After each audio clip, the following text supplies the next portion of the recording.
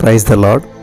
ఈరోజు దేవుని వాగ్దానము, శాశ్వతమైన ప్రేమతో నేను నిన్ను ప్రేమించుచున్నాను గనుక విడువక నీడల కృప చూపుచున్నాను. ఇర్మియా 31:3. దేవుని ప్రేమ శాశ్వతమైనటువంటిది. మనకి వ్యాలంటైన్స్ డే అని చెప్పి, మరి ప్రేమికుల రోజు అని చెప్పి దానికి రోజు పెట్టుకుని మనం ఆ రోజు మాత్రమే ఉండేటువంటి ప్రేమలో, అశాశ్వతమైన ప్రేమలో చిన్న మాట తేడా వస్తే విడిపోయేటువంటి ప్రేమలు మన ఈ లోకంలో చూస్తూ ఉన్నాం. కానీ దేవుని ప్రేమ చేయి విడువని ప్రేమ, నువ్వు జారిపోతే పట్టుకునేటువంటి ప్రేమ, అగాపే ప్రేమ, అన్కండిషనల్ లవ్ అన్నమాట. కాబట్టి దేవుడు చెప్తున్నాడు శాశ్వతమైన ప్రేమ, ఎటర్నల్ లవ్. అంటే ఎక్కడ ఉందంటే కేవలం యేసుప్రభు వారిలో తప్ప ఇంకా అది ఎక్కడ కూడా మనకి లభించదు. కాబట్టి అనవసరమైన ప్రేమను విడిచిపెట్టి అసలైన యేసు ప్రేమ వైపు మనం కొనియాడబడదాం.